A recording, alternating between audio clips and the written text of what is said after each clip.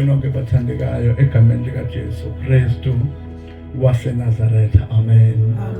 Oh haleluya. Ngiyabulisa kakhulu mpostoli noma mpostoli. Ngiyabulisa kakhulu omama bonke, izintombi nezinsizwa, abantwana abancane egameni likaJesu Kristu waseNazaretha. Amen. Bazalwane, ngiyambonga nje kakhulu uNkulunkulu, nami ngingomenyiwe ukuba phakathi kwenu. Amen. Oh haleluya. Bazalwane, kuyasho ukuthi indaba yokukholwa akuyona into yomuntu. Amen. Lento yokukholwa bazalwane akuyona into yomuntu, kube ukukholwa into yomuntu. Ukuba sasimenywe ngabantu ngabe kade sayeka bazalwane. Kwabonakala uma simenywe ezulwini ukuthi lolu hambo sinalo uhambo olulimitile, uNkulunkulu limitile ngendlela azingayo. Iyona lento yenza sikhathazeke bazalwane. Amen. Amen. Amen. Oh haleluya. Amen. Ngoba kuyasho ukuthi izwe sikulo, izwe uNkulunkulu ayivele ayecebile ukuba sikube kulo. Kwabonakala ukuthi lokho kwaphambuka kohambo lokuqala pho uNkulunkulu wethuba lesibili. Amen. Ingakho athi iBhayibheli malichaza liveza kwisambulo athi kuya kuba khona izulu elisha nomhlaba omusha, ngoba umuntu wayevele bekebizelwe ukuze emhlabeni ahlale futhi emhlabeni. Amen. Oh haleluya. Manje ke bazalwane, ngiyabonga kakhulu ukuthi nami ake ngimenye, angibe ngabamenyiwe kule nkonzo ukuze ke sizwe uNkulunkulu ukuthi kulesi sikhathi. Amen. Amen. Sekwesinye isikhathi lesibazalwane. Amen. Sekwesinye isikhathi athi uMateyu 24:14 efuna athi imvuselelo, kunabantu ababizelwe emvuselelweni. Amen. Amen. Amen. Uyazi ukuthi uma ubizelwe emvuselelweni, lento yemvuselo la kuyona into yesonto.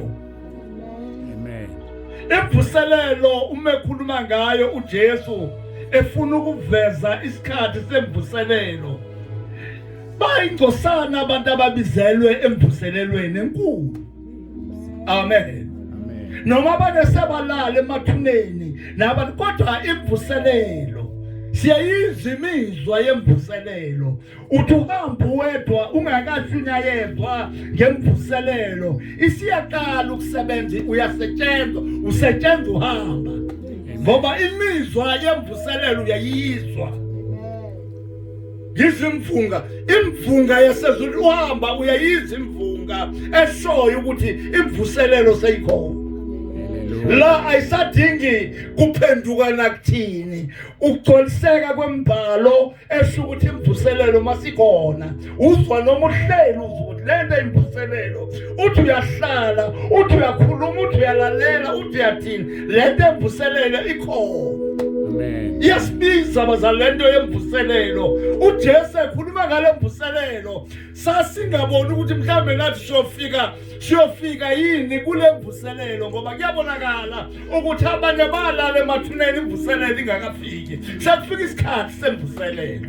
Amen. Oh haleluya. Kuyasho ukuthi lento yombango into yesikhashana, kodwa imvuselelo yona isifikile.